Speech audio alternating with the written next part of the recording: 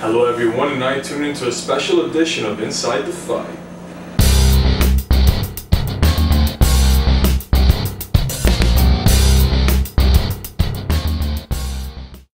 Hello everyone, this is Inside the Fight with Ricardo Vera. On today's show we're going to be looking at some news coming from the boxing, the kickboxing, and the MMA world. And first with boxing.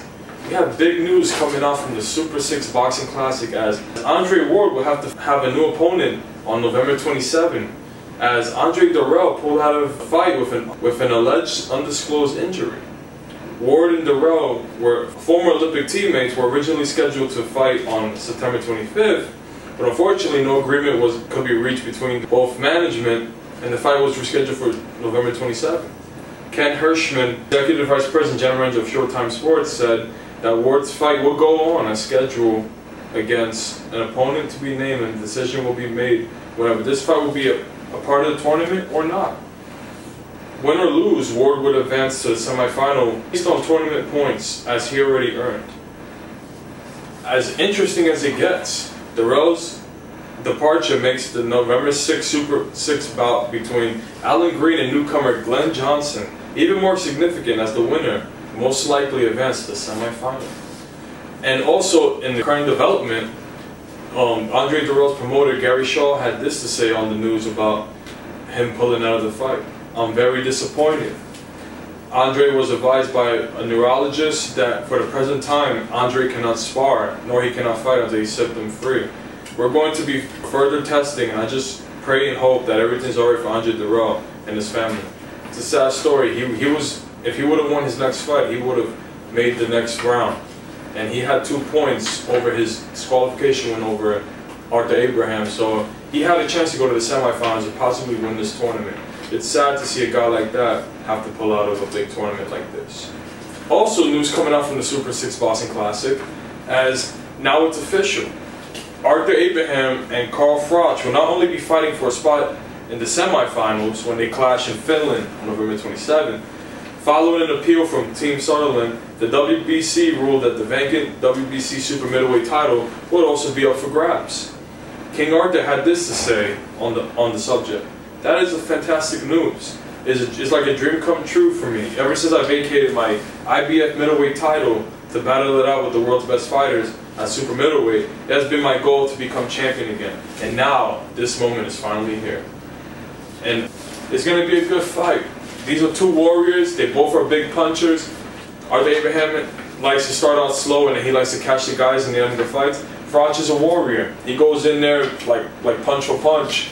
And the guy's earned a reputation for that. He's one of the best in the weight class. It's going to be a very good fight to see. And unfortunately, we have to come to a commercial break. But when we come back, we have news from the kickboxing world and the MMA world. So stay tuned.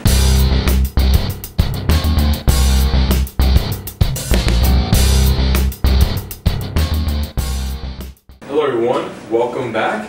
And now we have some news coming from the K1 world. Last Saturday, we had the Strikeforce heavyweight champion Alistair Overeem showcase his brutal but excellent kickboxing, as he brutally stopped Australia's Ben Edwards at the K1 World Grand Prix in South Korea. In the first round, after being swarmed by Edwards at the opening bell, Overeem scored his first knockdown just 45 seconds into the match by way of a single overhand right. Edwards regained his composure, only to be knocked out by another right hand half a minute later. Struggling to his feet, Edwards again managed to beat the referee's 10 count.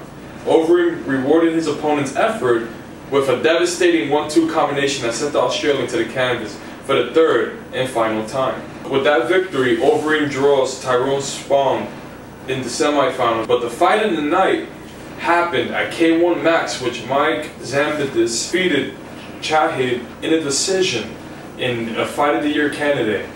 It was, personally for me, it was a very entertaining fight. Both guys are warriors, and one after knockdown, we saw who won. And honestly, that's definitely my personal opinion. That's Fight of the Year.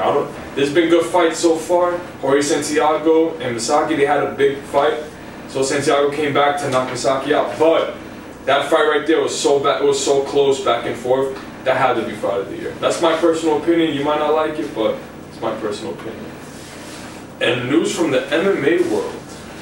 A light heavyweight fight between former champions Rich Franklin and Forrest Griffin is in the works for the UFC's card on Super Bowl Saturday, February 5th, which is technically going to be UFC 127. The bout will likely serve as a pay-per-view co-main event under the anticipated middleweight title fight between champion Anderson Silva and Vitor Belfort. And also, light heavyweight contenders John Jones and Ryan Bader are also expected to be on that card. The event has not been announced, but is expected to take place in Las Vegas. That sounds like a good fight card. I can't wait to buy that on my TV. Imagine you have two up-and-coming light heavyweights battling now. We have two very well-known fighters who are looking to climb up the ranks in Rich Franklin and Forrest Griffin. That's also a good fight. Then we have the middleweight championship fight. That's an anticipated fight. Let's see who can take over Anderson Silva's belt. Let's see what happens. And also, we have a big fight card coming this Saturday from Strikeforce. We have a women's championship match. Actually, the women's welterweight championship match. We have Sarah Kaufman going against Marlis Conan. That's also going to be a good fight. Sarah Kaufman's on a winning streak. She's been dominating her fights. Marlis Conan, she's dropping down from 145 to 135. It's gonna be a good fight. It's gonna be a good fight. If I was to pick a winner, I'm gonna base it on the last performances. I'm gonna go with Sarah Kaufman. She looks like she's been dominant. Nobody can stop her. I'm going with Sarah Kaufman on this one. And then we have the main event. Main event's a grudge match, and there's also a rematch from a fight that happened in Elite XC, as we have welterweight champion Nick Diaz going up against the guy that beat him in the first match. And he's an up-and-coming guy right now, KJ Noons. KJ Noons is on a win streak right now. He stopped George Gorell in his last fight. His boxing is very improved. He beat Andre Dida in Dream. It's going to be a good fight. If I was to pick a winner, I'm going to go with the underdog. Fortunately, he's the underdog in this fight, even though he won the first fight. I'm going with KJ Noons. I like Nick Diaz. If Diaz has the talent, he might catch him in a submission if he takes it to the ground.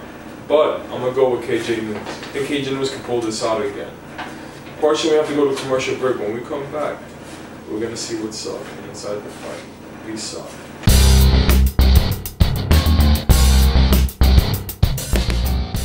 Hello everyone, welcome back. Thank you for watching Inside the Fight with Ricardo Vera. Stay classy in the ring. Thank you.